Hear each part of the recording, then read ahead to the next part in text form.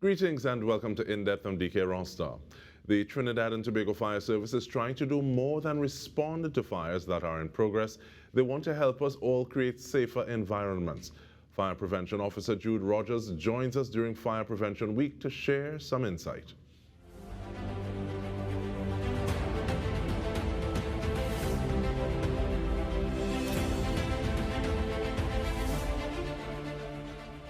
Welcome, and I hear we're supposed to be telling you a happy belated birthday, Officer Rogers. How you do? I am excellent. Thank you for inviting me. Good afternoon and good day to every one of our viewers. And give us a little idea about statistics, thank you. And I want to say statistics that would have influenced the move from last year's theme, Fire Won't Wait, Plan Your Escape, to this year's of Cooking Safety Starts With You. Pay attention to fire prevention.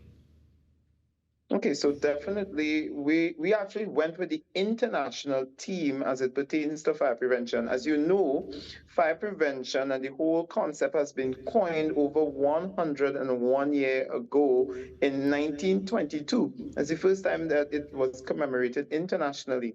Unfortunately, fire prevention and its movement through the NFPA, which is the National Fire Protection Association out of the United States, are the ones who coined the actual theme. And we thought it's best to go with the international team because we do know that we have challenges with household fires, what we consider to be residential fires. And the statistics point to the fact that we have 1.1 or 1.8 fires per day taking place in Trinidad and Tobago in households. That works out to be in excess of 650 to between 700 fires annually. And that amounts to approximately 20 to 25 deaths. And we are on par or on course at this current time in in the year to meet and surpass that statistic that I just provided for you. Wow. Now, doing the research for those staggering statistics, what are some of the causes? And, well, let's start off with the causes. Thank you. All right, so in terms of causes of fire, we classify causes of fire into four categories, and they would be incendiary, which would be arson, fires started by person willfully, and the ones who are attempting to commit some sort of crime, possibly to cover up a crime. We have accidental means, and accidental is the one that covers the majority of the types of fires that occur. And under accidental, we have one of the key forms of accidental fires, which is electrical safety and electrical fires. And that's the one I want to home in on specifically as it pertains to residential fires, because 80% of all of the structural fires in Trinidad and Tobago falls within residential properties. That's the homes that we live in. And out of that 80%, 60% of all of those fires are accidental and alluded to actual electrical sources as the form of mechanism by which the fire would have started. So we want to touch on that. And we want to touch on cooking in the kitchen because we use a lot of electronic equipment, and electronic equipment and has shown it has been a source of fire when they are not in the right working condition. So we want to touch on those areas and to educate the public on how we can take measures to avoid such occurrences. And even going through, even before we talk about those measures to mitigate or even prevent, how do you look at an entire structure that has been raised and decide, okay, well, I believe this is what was the cause of the blaze, and then do investigations to find out whether or not that belief is correct or incorrect? How do you go about doing that? I'll just give you a bit of insight. We use a method called the scientific method on the CFI 921. That's an international standard of fire investigations, where we would develop a hypothesis based on the evidence that we would find at the site, together with eyewitness reports, together with any information that would corroborate the actual fire that would have occurred. But the physical evidence that remains points us in a particular direction. And you must understand that even though a fire burns and it destroys the majority of the evidence, there is quite a lot that remains behind that tells us of the pattern, the direction, the area that was first ignited, the area of origin, and even as far as what materials would have burn the most, the highest degree of burning that may take place within that property. But to the naked eye or to the untrained eye, it would just look as a disaster but to us, of the fire investigators of the Trinidad and Tobago Fire Service, the ones who would come in and do the in-depth investigation, the fire leaves quite a story that we can follow the trail and identify the point and areas of origin. And in terms of following that train, and I like your use of the word in depth there, but does the international standard, how does that tie into domestic building codes? Is it lockstep, hand in glove? What is the experience with that? All right. So in terms of international building codes, you have to understand that Trinidad and Tobago ourselves, we ascribe to certain building codes. We even have developed our own building codes in keeping with international practice. And of course, we've inherited quite a lot from the British system. And so where our codes are concerned, we have instituted a number of precautionary measures in our codes. For instance, fire escape windows that have burglar proofing, where burglar proofing is concerned, is one of the codes that we've touched recently, and we've ask for that to change so that we can have persons being able to escape through a window and not be trapped in their homes. So similarly, in our codes, we would have multiple exits as being an option for buildings that we would approve at the fire service. But Dike, we have a challenge because here it is that residential properties, not all of them would fall under the purview of the Trinidad and Tobago Fire Service, nor either the Tongue and Country Approval Board for approval. And so persons can slip certainly under the radar and build properties which are not safe and does not adhere to any international standards. And the only way to change that would be through legislation. So there is a legislative responsibility, and that lobbying should and shall come from the fire service. And I'm really glad, because that's one of the things I was asking about, in the sense that, yes, there may be codes, but not everybody may be seeking approval, so not needing to build to certain specs. But in terms of, and one of the reasons I like us having these conversations, you always come with the figures, you come with the facts, you come with the statistics. Yes. Who are some of the most vulnerable when we think about domestic fires? Or residential fires, rather. Residential fires is what we're focusing on. Well, what we've been seeing for the first half of 2023, and even prior to that, and I want to talk about our post-pandemic figures, because during the pandemic, as you would rightfully know, most of the fires would have subsided because everybody was at home. And so the negligence that may have occurred by leaving a heater on, leaving electrical items still plugged in, having extension cords in use, most of that negligence was picked up by family members because multiple persons had to be at home because of the pandemic. So we saw the figures for fires dropping drastically. But coming out of the pandemic, as we have headed back to work, back to school, we're seeing the figures increasing. And sadly, I must point to the fact that our elderly in our society are the ones that are most susceptible, together with our children. And when I talk about children, the very small children, because the teenagers, they are a little bit more agile and they understand the dangers of fires. But you see the younger ones, the babies and the toddlers, they have been susceptible. And so our figures point to the fact that we've had 15 deaths by fires for the year 2023 thus far. And over 50% of them would have been accounted for the elderly and for children in our society. And that is a very sad statistic, one that I have to, and we are intending to change as we go forward with this program that we're pushing at this point in time. So looking at the electrical safety that you said that you wanted to hone in on a little bit, what are some of those things that immediately we can say, okay, well, if I do this, my house or my residence should be a bit safer to guard against electrical fires? I am so happy that you asked that question, because I can hear the Wireman's Association of Trinidad and Tobago supporting this particular clarion call. A certified electrician plays a very important role when you are to get connected to electricity from TNTech. That electrician is the one responsible for installing your wiring in your home, but they have another job. They have to make sure that whatever they do adheres to the laws of installation where those are concerned. And they have to seek on your behalf a certificate of completion from the Electrical Inspectorate. That's a government agency charged with the responsibility of ensuring that all homes that are connected with electricity have met a minimum standard of safety. When that inspection is done at the inception of your home and you get connected to TNTech, you then have to conduct a follow-up inspection every 5 years. That certificate is only valid for 5 years where it concerns domestic properties, residential. For business properties, every 3 years, you have to recertify.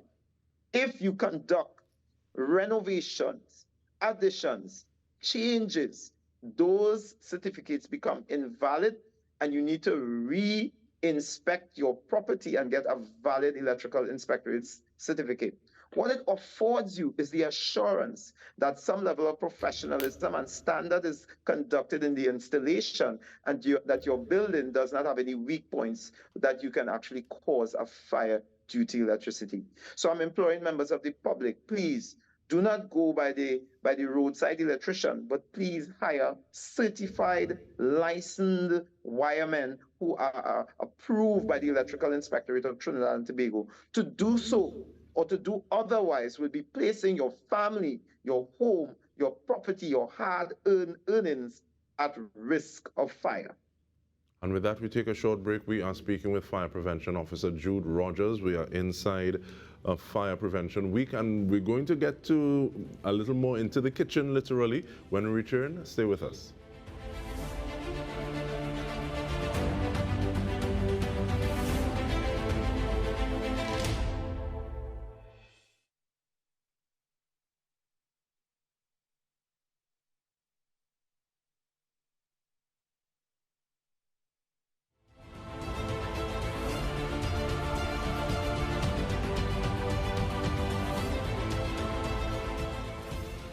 Welcome back. Cooking safety starts with you, and we're speaking to Fire Prevention Officer Jude Rogers about it. And Officer Rogers, different people may have different setups in the kitchen, but is there a general checklist that you can share to help mitigate residential fires starting in that place? Okay, so as you know, Dike, this year the theme for fire prevention internationally is cooking safety starts with you, and that means fire prevention is everybody's business. It's in your hands to ensure that your home is safe. So where cooking safety is concerned, one of the main issues that we have in the area of cooking is the clutter and the housekeeping in many persons' kitchen. It is of such a high concern that they bring so many combustibles into the kitchen. The kitchen is in a disarray. It's not well organized. It's not clean. And so therefore there are many hazards, including electrical, multi-tapping of plugs that are there readily, the mixture of water and electricity in close proximity when you do not have GFCI certified plugs in your kitchen. In addition, poor housekeeping, rags, tablecloths, mittens, and items that can be easily ignited when placed near to the stove, and just a general state of dirtiness and uncleanliness that can cause great harm and danger because your stove is a point or a source of ignition.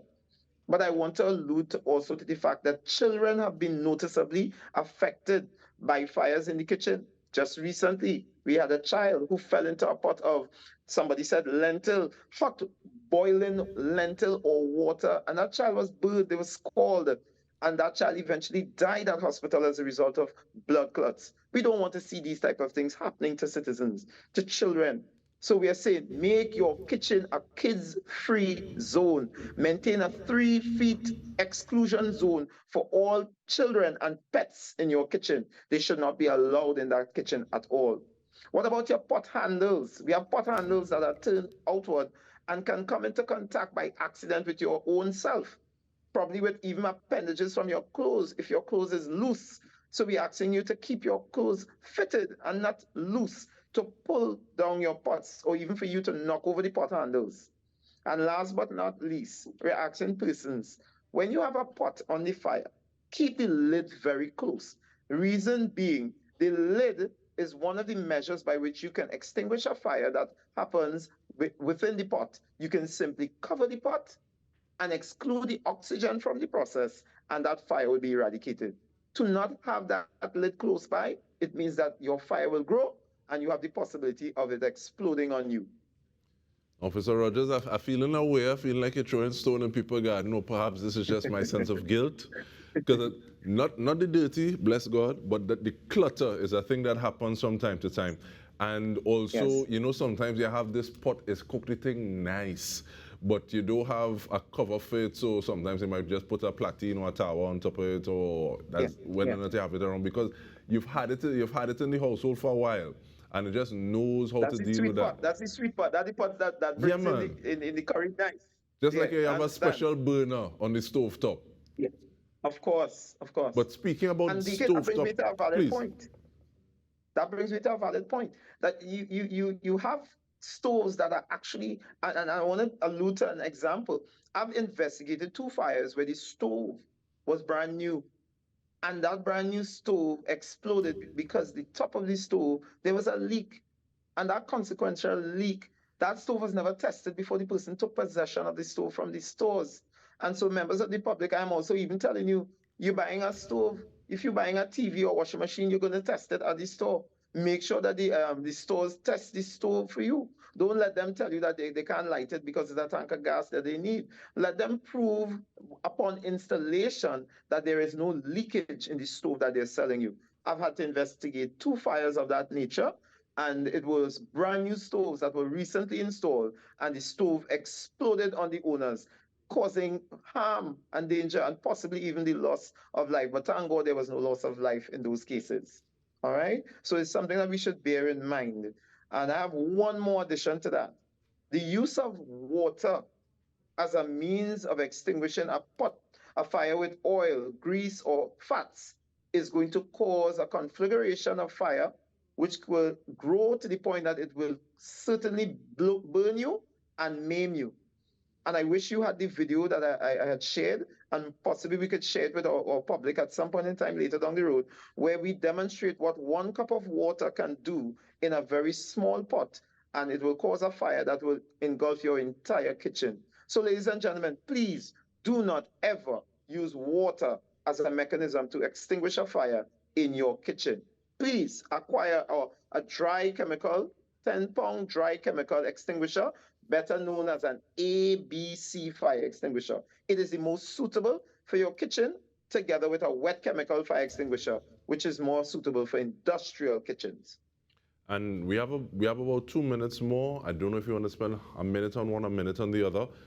Testing the connection, because you spoke about the stove, testing the connection from the stove, especially if you're using a gas tank possibly in the house, and whether or not there are any other pieces of technology that can be used to help guard against residential fires. Oh, definitely. So I'm going to touch on the two of them in the 2 minutes that I have. One, when you are installing a stove and you are testing a stove in your home, please pay attention to the regulator that goes on the top of the tank. Please pay attention to the tank that you purchase, because many of these tanks have been in service for over 10 to 20 years. And these tanks have a service life. Not only that, they have to be pressure tested every 5 years by the Ramcos and the NPs and the blue gas suppliers of Trinidad and Tobago. So please, people, when you purchase a tank, it's all well and good to get a newly painted tank. A newly painted tank may be an old refurbished tank with leaks emanating from the bottom of the tank due to rusting. Pay attention to the tank that you get, turn it over, make sure you check for leaks. And I'm going to give you a mechanism to check for leaks as well. Of course, the water bubbles. When you make soapy water, you pour that over the tank, and you will definitely see if that tank has air bubbles coming up. That tank needs to be replaced. In addition to that, I want to allude to the fact that the hose that is attached to the regulator should have a hose clip. It should be fastened tightly, and that hose should be checked by just giving it a bit of a flex to see if there's any breakage, any brittleness, or any form of cracking on the hose. Those are points of leakage. And if ever you have a situation where you smell gas, the pungent smell of propane gas, do not light your stove, do not turn on any electronic lights or any electronic equipment, do not turn them off. Ventilate, disconnect the tank, and put it under running water. Last but not least, as we close, every home should be outfitted with a smoke detector in every bedroom and in the living room or your hallways. And you should have at least one 10-pound dry chemical fire extinguisher ready, serviceable, and available for use in your home. Fire Prevention Officer Jude Rogers, we really want to thank you for your insight and sharing many points that we may have not have thought about, and even looking at the bottom of the gas tank, the base of the gas tank, to look for possible leakage. But on behalf of the entire TTT News team, we want to thank you so much for joining us. This has been In Depth with me, Dike Rostant. Have a good one.